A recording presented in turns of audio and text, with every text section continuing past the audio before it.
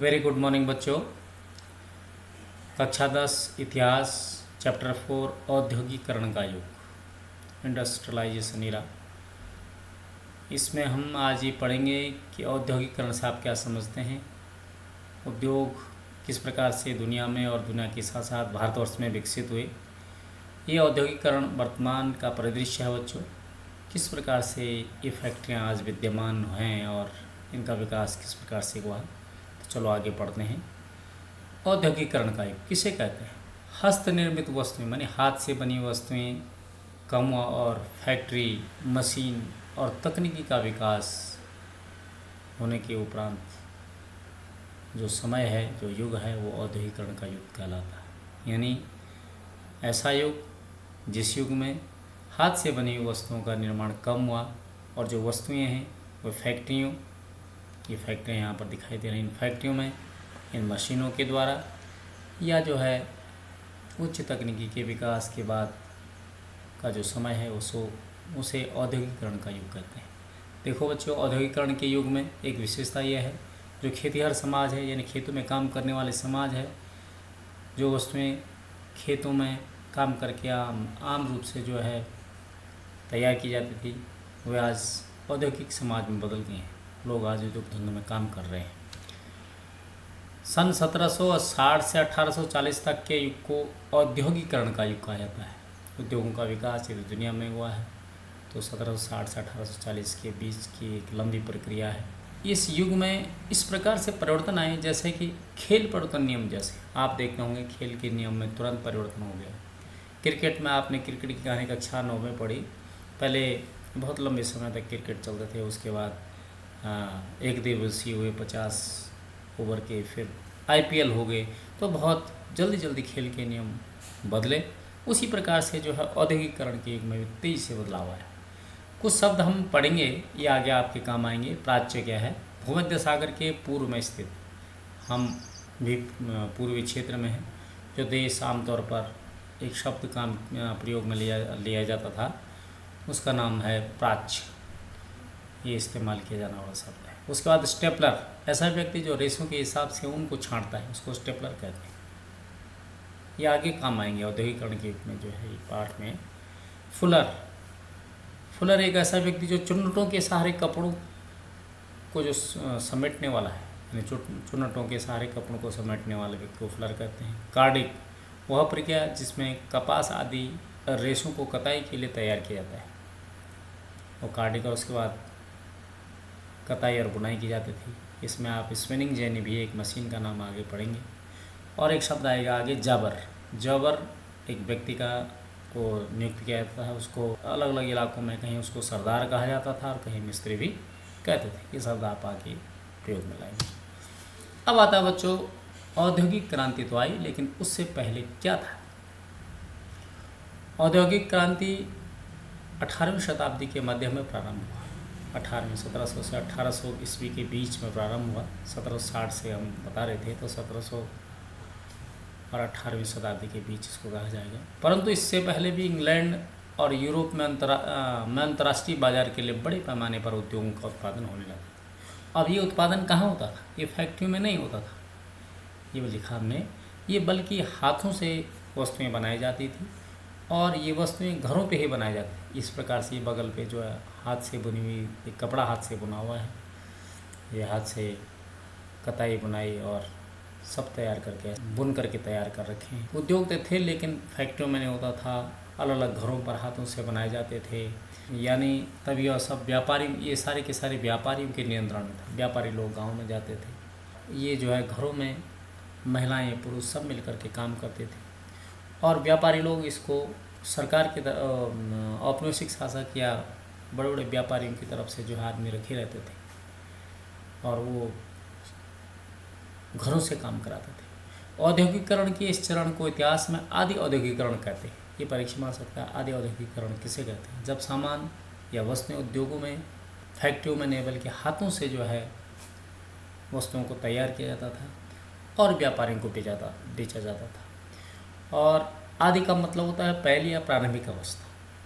इसके बाद आता है बच्चों औद्योगिकरण क्रांति से पहले।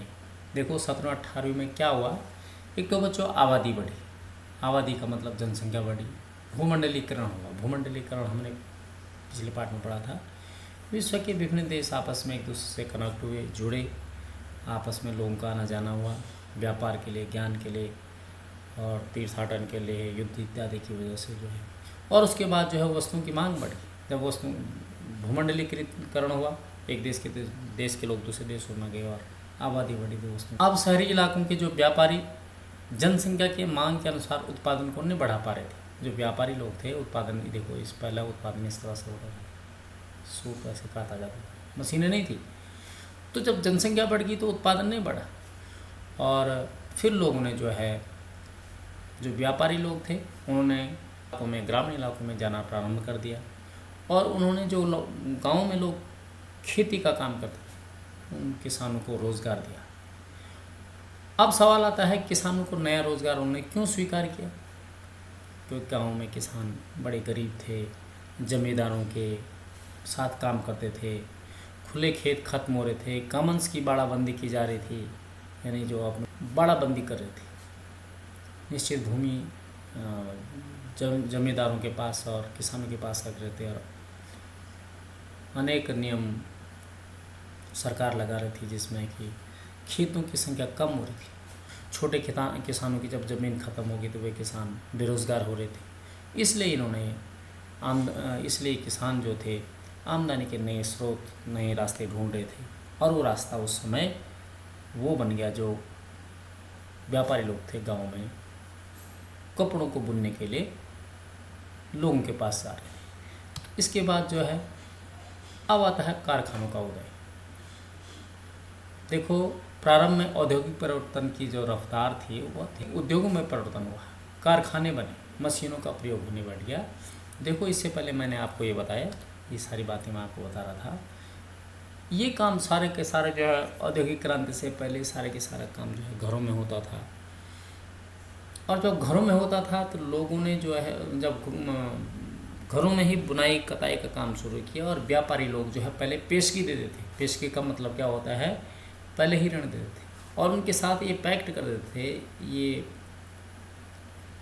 कह देते थे कि भाई आपने अपना माल हमको भेज। इस प्रकार से वो इकट्ठा करके एक जगह पर रख करके उस पर मोहर लगा देते थे, और उसके बाद सामान को यूरोपीय देशों में बेच देते थे। अब जब कारखानों का उदय हुआ, इंग्लैंड में सबसे पहले 1730 के दशक में कारखाने खुले, लेकिन 23 से जो कारखाने खुले 18वीं शताब्दी में खुले। अब औद्योगिक परिवर्तन की रफ्तार देखो बच्चों, सबसे पहले 1840 के दशक में कपास, कॉटन यानी कपड़े के बुनने का उद्योग सबसे बड़ा उद्योग बन चुका था। इसके बाद 1840 के दशक के बाद जो है इंग्लैंड में जो 1840 और 1860 के दशक आते तक इंग्लैंड में जो है लोअर स्टील उद्योग आगे निकल गया। यानी पहले यदि सब ज़्यादा उद्योग लगे थे, कपास उद्योग के लगे थे, कपास का मतलब कपड़ों के उद्योग लगे थे, और धीरे धीरे जो है इंग्लैंड में जो है लोहा और स्टील उद्योग बहुत तेज़ी से लगने शुरू हुए। क्यों लगे? क्योंकि लोहा और स्टील की ज़रूरत, जो लोहे की ज़रूरत जो होती थी बच्चों, मशीनों को बनाने में, गाड़ियों को बनाने में, और रेलवे का विस्तार हुआ। 1860 में जो है रेलवे लाइनें जो है इंग्लैंड में बिछनी शुरू हो गई थी। उसमें लोहे और इस्पात की बहुत ज़्यादा, उस मांग को पूरी करने के लिए लोहे स्टील की ज़रूरत तेज़ी से बढ़ी, और उसको पूरा करने के लिए लोहे स्टील के उद्योग इंग्लैंड में लगने शुरू हो गए। अब औपनिवेशों में औद्योगिकरण। औपनिवेशों का मतलब जैसे भारत है, भारत के बारे में ही हम पढ़ेंगे। औपनिवेशिक शासन यानी अंग्रेज़ों का भारतवर्ष में शासन। भारतवर्ष में अंग्रेज़ों के औपनिवेशिक शासन के दौरान किस प्रकार से उद्योग बढ़ा और क्यों बढ़ाया? देखो बच्चों, भारतीय कपड़े का युग जो समय था जब यहाँ उद्योग लगे, तो उद्योग लगने का सबसे पहले कारण ये था, भारत का जो कपड़ा था बच्चों, वो रेशम बहुत महीन था। महीन का मतलब बहुत अच्छा था, जिसकी मांग अंतर्राष्ट्रीय स्तर पर थी। अंतर्राष्ट्रीय पूरे यूरोप ही नहीं बल्कि पूरे विश्व में जो है भारत के रेशम और सूत की बहुत ज़्यादा मांग थी। इससे बनने वाले कपड़ों की निर्यात के लिए भारतवर्ष में फिर जो ब्रिटिश शासक थे उन्होंने भारतवर्ष में निर्यात के लिए सूरत हो गया, मछलीपट्टनम यानी कोरोमंडल तट, कोरोमंडल हुगली नदी, हुगली एक जगह का नाम है, नदी के बाद एक शहर है बंगाल में, यहाँ बंदरगाह बनाई। बंदरगाह का मतलब जहाँ पर समुद्री जहाज सामान उतारते हैं और रुकते हैं, और कच्चे माल से लेकर के निर्यात तक के सारे काम यहाँ भारतीय करते थे। कुल मिलाकर के आप ये समझ लीजिए बच्चों कि यहाँ पर जितना भी सामान का लाना ले जाना, इकट्ठा करना, विशेषकर रेशम को इकट्ठा करना, ये सारे के सारे काम भारत के लोग करते थे और अंग्रेज़ों के लिए करते थे, और ये निर्यात सीधा ब्रिटेन में किया जाता था, इंग्लैंड किया था।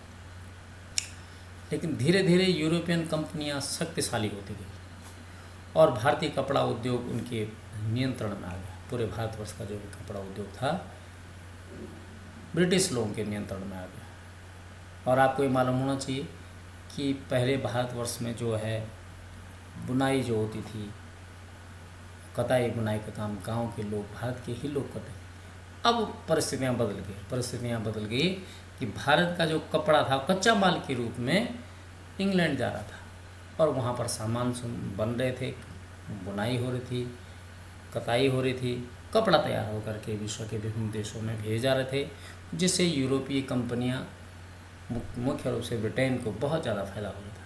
इसके लिए उन्होंने फिर बम्बई और कलकत्ता, पहले पश्चिम बंगाल की हुगली में और कोरोमंडल मछलीपट्टनम में, सूरत में, उसके बाद बम्बई और कलकत्ता के इलाज कोलकाता कहते हैं, बम्बई को मुंबई कहते हैं, यहाँ पर दो नए बंदरगाह बना दिए। अब वहाँ से रेशम के बड़े बड़े सामान का उन्होंने जो है निर्यात करना इंग्लैंड को शुरू कर दिया। अब आप इससे अंदाज़ा लगा सकते हैं कि भारतीय कपड़े का इसीलिए कहा जाता है कि भारत का जो रेशम था विश्व के विभिन्न देशों में भेजा जाता, विशेषकर यूरोप। धीरे धीरे कंपनी ने राजनीतिक शक्ति प्राप्त की और भारतीय कपड़ा उद्योग पर पूरा नियंत्रण करने का प्रयास किया। इसके बाद ईस्ट इंडिया कंपनी ने ऐसा कैसे किया होगा? देखो बच्चों, नियमित आपूर्ति सुनिश्चित करने के लिए प्रबंधन और नियंत्रण की एक नई व्यवस्था लागू कर दी गई और ये काम कई चरणों में चलाया गया। पहला काम इन्होंने ये किया कि गुमास्ता नियुक्त किए। अब गुमास्ता ईस्ट इंडिया कंपनी के द्वारा नियुक्त किए हुए कुछ लोग होते थे, उनको तनख्वाह दी जाती थी, वेतनभोगी कर्मचारी होते थे, लिखा हुआ है। और ये बुनकरों पर निगरानी रखते थे। क्या करते थे? बुनकर माने जो बुनने वाले लोग हैं उन पर निगरानी रखते थे। ये माल इकट्ठा करते थे और कपड़ों की गुणवत्ता की जांच करने का काम ये सारे कंपनी के लिए करते थे। अब इससे क्या हुआ कि सक्रिय व्यापारी और दलाल खत्म हो गए, बुनकरों पर प्रत्यक्ष नियंत्रण स्थापित हो गया। पहले बुनकर घरों में काम करते थे, लेकिन ये गुमास्ता की बात मैं कर रहा हूँ। गुमास्ता किसे कहते हैं परीक्षा में आएगा, या ऐसा परीक्षा में आ सकता है कि ईस्ट इंडिया कंपनी ने व्यापार पर किस प्रकार से जो है नियंत्रण किया। तो सबसे पहला जो है गुमास्ताओं की नियुक्ति की, ये मैंने बता दिया पहले भी, फिर भी ये वेतनभोगी कर्मचारी होते थे, बुनकरों पर निगरानी रखते थे, माल इकट्ठा करने और कपड़ों की गुणवत्ता को जांच करने का काम ये कंपनी के लिए करते थे। इससे क्या हो गया बच्चों, बीच में जो दलाल थे वो ख़त्म हो गए और जो गुमास्ता होते थे ये बुनकरों पर बहुत ज़्यादा शोषण करते थे उनका, और बुनकरों पर प्रत्यक्ष नियंत्रण स्थापित होने से काम एक छत के नीचे आ गया। दूसरा, कंपनी को माल बेचने वाले बुनकरों को अन्य खरीदारों के साथ कारोबारी पर पाबंदी लगा दी गई। पेशगी की रकम दी जाती थी। जो काम करने वाले लोग होते थे उनको पहले पैसा दिया जाता था और कारोबार पर वो अन्य जगह कारोबार नहीं कर सकते थे। ईस्ट इंडिया कंपनी ने पाबंदी लगा दी और फिर उनका एकाधिकार हो गया। पेशगी एक प्रकार का, मैंने आपको बता दिया, जैसे कर्ज होता था और बुनकरों को वो अपना बनाया हुआ कपड़ा जो है गुमास्ता को ही देना पड़ता था, यानी एक निश्चित कंपनी को ही देना पड़ता था और वो थी ईस्ट इंडिया कंपनी। अब इसमें अंग्रेज़ों को क्या क्या लाभ हुआ भाई? अंग्रेज़ों को इसमें ये लाभ हुआ, इससे अंग्रेज़ों का संपर्क भारतीय कपड़ा मिलों के साथ गहरा हो गया। दूसरे खरीदारों से भारतीय कपड़ा मिलों का और भारत के लोगों का जो है रिश्ता टूट गया। अब प्रतिस्पर्धा खत्म हो गई। जब दूसरा कंपटीशन में कोई है ही नहीं, उन्होंने गुमास्ता रख दिया। और गुमास्ता जो है रखने का मूल कारण ये था कि वे दूसरे को अपना सामान, दूसरी कंपनी को अपना सामान बेच ही नहीं सकते। तो इस प्रकार से जो है ईस्ट इंडिया कंपनी के साथ अनेक लोगों का की प्रतिस्पर्धा का मतलब कंपटीशन खत्म हो गया और उनका एकाधिकार हो गया और उनको फ़ायदा हो गया। और उसका उलट क्या हुआ, भारतीय जो उत्पादक थे उनका लाभ बिल्कुल कम हो गया।